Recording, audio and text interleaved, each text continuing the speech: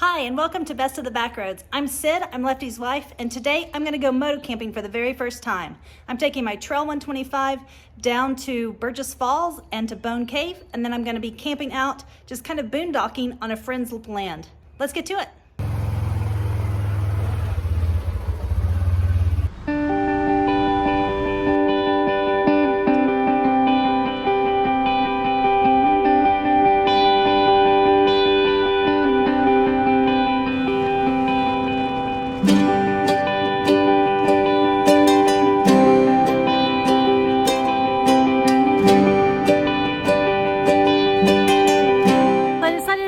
Since I was going to be driving by Burgess Falls, I would stop and at least take the path up.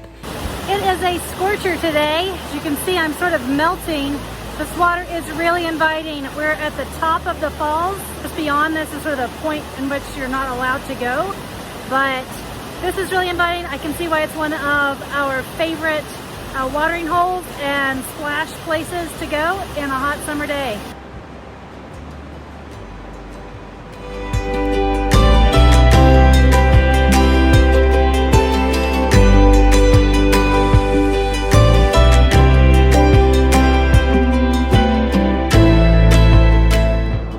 I'm on my way from Burgess Falls to Bone Cave Preserve, and I saw this cute little store called the Rustic Touch. They ended up being closed. They had to close early today, but they have a nice porch swing and the owner let me just stay. So thank you very much. I think I will, and I'm just gonna stay and have a rock on the porch swing in the shade. It's a pretty hot day.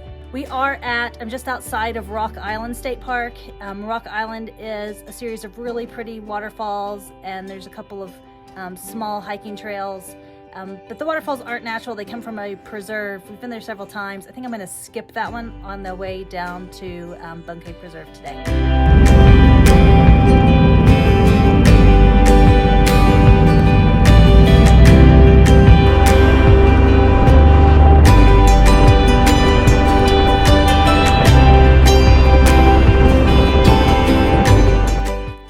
To Bone Cave Preserve, and this is a preserve natural area that is managed by the same people who do Rock Island State Park.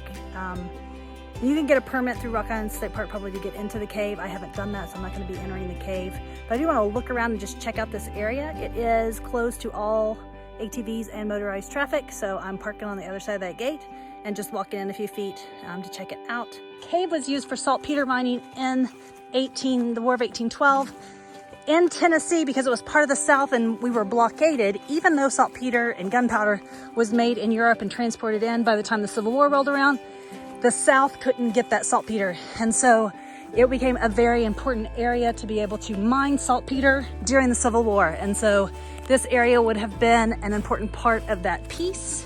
Looks like they are doing a little bit to preserve this house. The other house is wrapped in plastic. You can see an old coal stove in here. I'm walking in through here, it just makes me think what these areas could have been used for. I know a lot of our saltpeter was mined using slavery, and so I wonder if the slave dwellings, with that being the main house. Anyway, we came across Bone Cave while we were doing the Allegheny Trail a couple of weeks ago, and I wanted to show the entrance of Bone Cave here. Our Bone Cave, of course, have sloth and jaguar in it, and that's why it's called Bone Cave. It's interesting that the sloth bones, the skeleton from that, or the fossilized skeleton from that, was actually sent back to Pennsylvania to be shown. So we were in Pennsylvania and saw Bone Cave up there.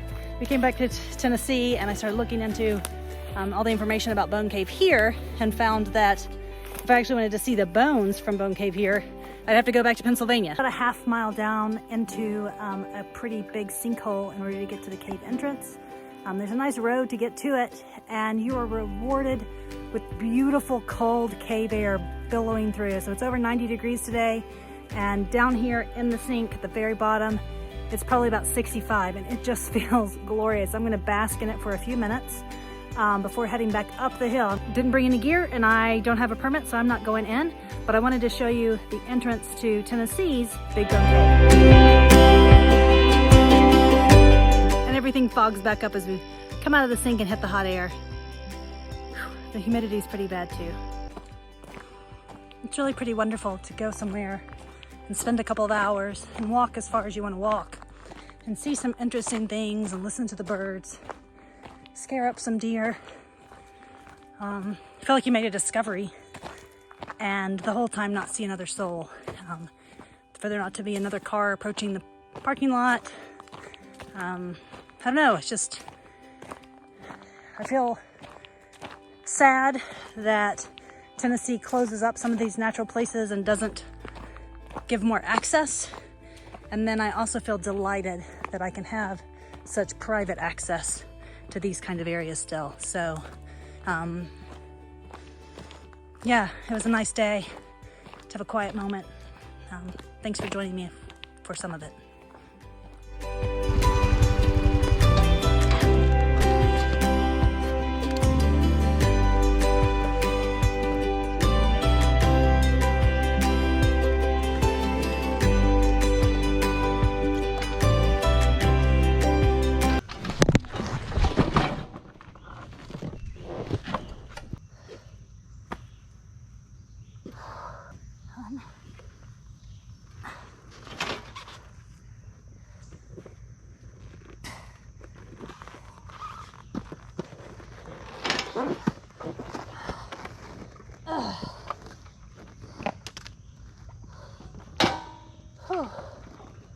Much better.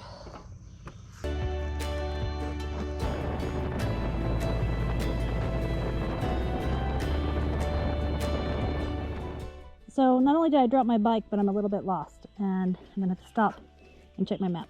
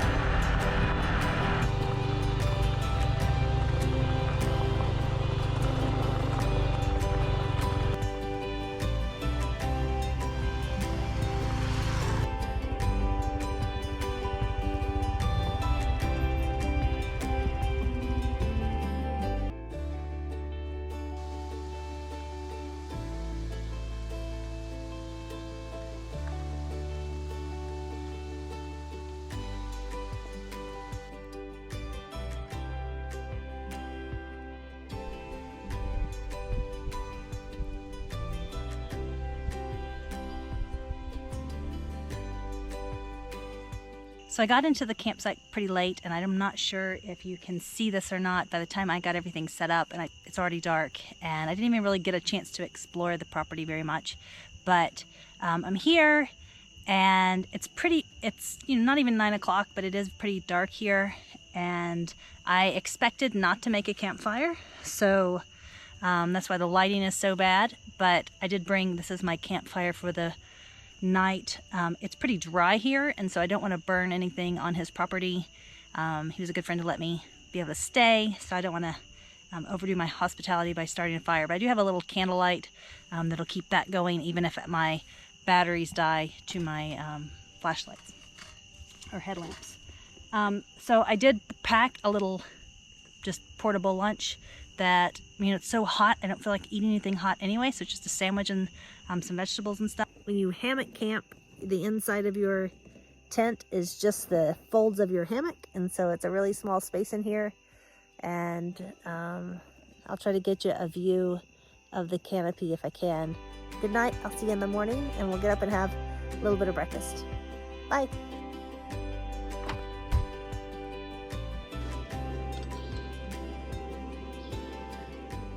One of the tricks I use is I just use a little bit of oil. I bring a little bit of oil, and I already have some Tabasco in this oil, so it's going to make my eggs just the way I want them.